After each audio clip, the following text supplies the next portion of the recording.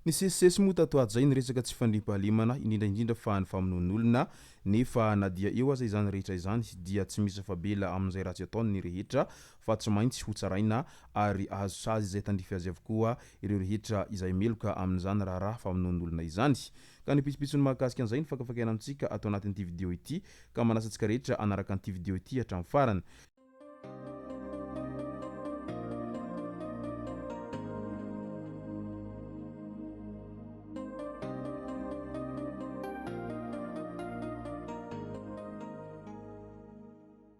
Ny tonga tsy miarahaba hono namantesitra ka dia faly miarahaba isika rehetra mpanaraka tsy tapaka an'ity chaîne ity ny tenako amin'ity androandroany ity araka n'izay efa natsipiko zay dia ny mahakasika ny raha famonoan'olona no tena iompanantsika atao anatin'ity vidéo ity na dia eo aza nefa ny izany rehetra izany dia andao ho resantsika ireto tsara ho fantatra manaraka ireto.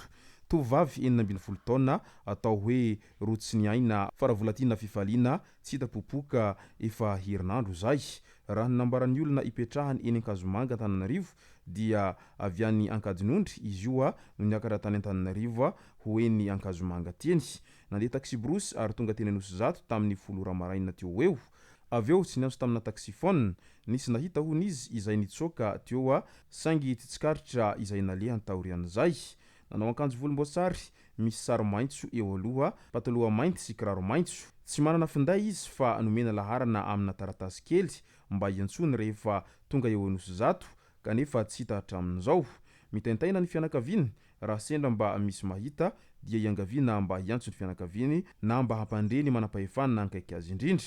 Raha famonoana any Lohiky, zazalahy kely 4 taona tany Mahazorivo, commune rurale Belobaka Tsorany Mandidy. Efa niakatra fitsarana ireo navandoza ary nahazo sazy sy asa anterivozina dia 12 taona no azon'ilay Renikely izay voapanga tamin'ny raha ity hatrany. Araky ny fanadihadiana voarakitra antsoratra avy amin'ny zandary dia nanaiky ny fiampangana azy izy. Ny zoma 10 oktobra 2024 no nisy namono tamin'ny fomba fiaino bibina i Lohiky zazalahy kely 4 taona ka Renikely no niahina ho navandoza tamin'izany.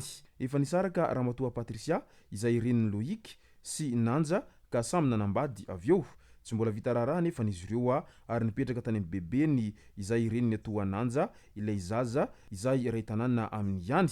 Heritaona teo no nanambadiny Nanja any Luizety izay 13 taona ary tsy misy olana nadisadisa mihitsiny. Tamin'ny zoma 12 oktobra 2024 nefa araky ny fitarainany ilay rainy ihany niasa tany an-tsaha izy ary mbola nanatitra sakafo atoandro ho azy ity vadiny ity ary niteny matetika hoe mahereza Nanja.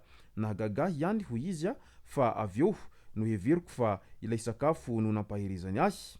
Nononody aho ny hariva ho izy nalaza be tao an-tanàna fa misy fatin'olona hita eny amin'ny lalana makany amoron-dranony Amarodabo mba anisan'ireo nandeha nijery aho ho hiatrany ilay rainy ary teo voatankina fa ny zanany ihany ity maty ity. Hafahafa ny fihetsika ity Renikely ity ho hiatrany ny fanazavana. Tsy navelany hiandro faty aho fa reraka hony. Ianao ve adala? Zanako ve de ahoana no tsy aritory? Io no navaliko azy. Ny ampitso rehefa nanontaniako izy hoe taiza ianao omaly dia nilaza izy fa nandeha nanasa lamba. Tao an-trano nefa zara raha nisy lamba izay nosasana. Nisy vavolombelona nanamafy sy nahita io izy nilaza nandeha nanasa lamba io. Saingy nambaran'ilay nahita fa koveta be roa izay nofanarona ary nofatorana lambahoany no nolohaviny tamin'io zoma io tokony tamin'ny ray oratolakandro tany hoany. Ary rehefa nolazainy ilay nifanena taminy hoe mavesatra izy zany toa harivariva vao handeha hanasa, eny ho izy bodifotsy titaniky no ao. Ny bodifotsinay nefa ho ilay dadany zaza tsy lena tokony tsy mbola maina raha nosasaina tolakandro zany ary tapi roa no hitako mando tao an-trano.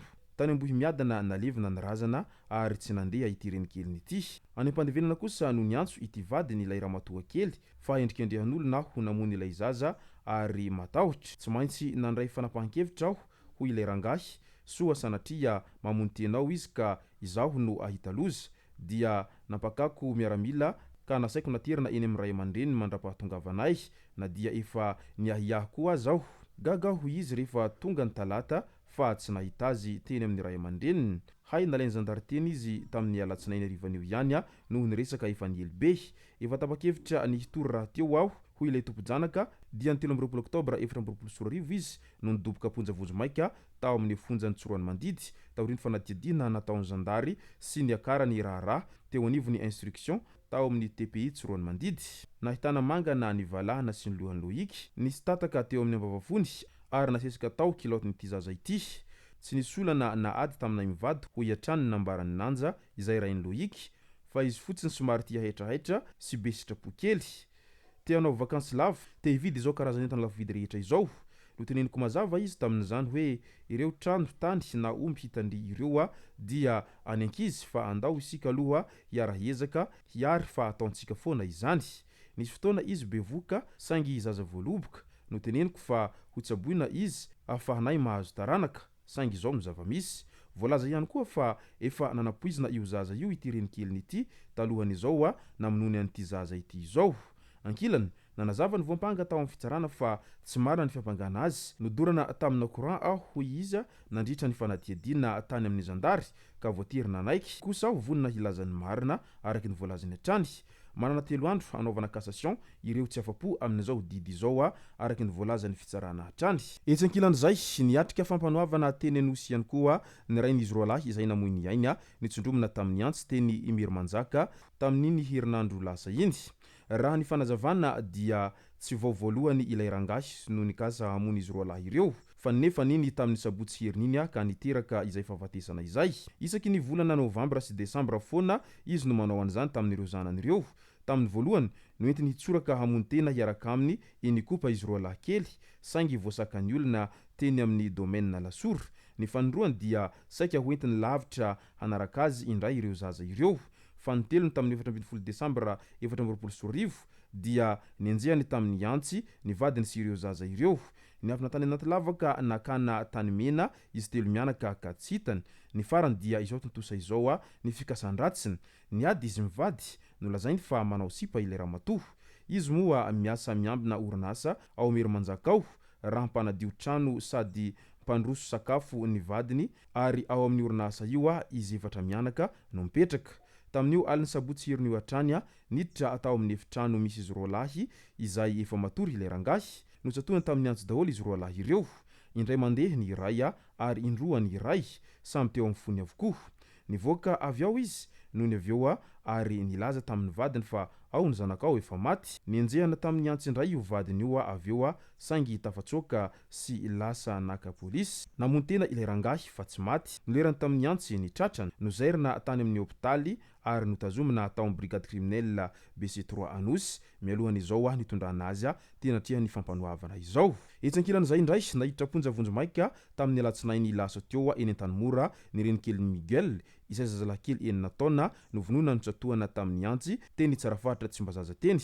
Lehilahy iray izay mpiaramonina nahiditra amponja eny Tsiafahy. Nandritra ny fiandrasam-baty izy io no nanatona ny vata mangatsiaka ny Miguel ary niteny rery. Nifompona teo mamela letsy tsy fantatro hoe ialahy ilay izy. Mifona zao Andriamanitra araky ny teniny hatrany. Ilay Renikely ny voalaza fa mampijaly ny Miguel tsy manome sakafo sy mankahala azy. Tamin'ny karohany any Miguel dia izy no nanondro ilay toerana hoe andao jerena tsy ambadika atsy ary tena tao tokoa no nahitana azy efa tsy misy aina intsony. Mbola nisy olona roa hafa izay yahina amin'izao raha izao hatrany ka napetraka eo ambanin'ny fanaraha-mason'ny fitsarana amin'izao fotoana izao. Amin'ny faha 12 Desambra kosa ny famotorana lalina hatao amin'ity raha ity. Ka ny afatra mitandrema ihany amin'io Renikely io fa matetika maro amin'ny Renikely ireny no tsy mahazaka mitaiza Zana-Badiny ka lasa manao foana ary Araho maso hatrany ny zaza ao anatin'izay fanambadiana olon-kafa izay tsy reny niteraka ny zanakanao izay. Mandriam-piadanana ireo rehetra izay maty nandritra izao rehetra izao ary aingany ahazo sazy tandrify azy avy ireo rehetra izay navandoza tao anatin'izao raha famonon'olona izao. Izay no masaka azona roso tao anatin'ity video ity tompoko lasy tompoko vavy. Misaotratsika rehetra nanaraka an'ity video ity hatramin'ny farany. Aza dino ny milike ny video antsika ary tsarova hatrany ny miabone amin'ny chaîne antsika mba ahafahanareo manaraka tsy tapaka ny video zay lefa nahita isan'andro. Tompoko lasy tompoko vavy mankasitraka dia mirary soa.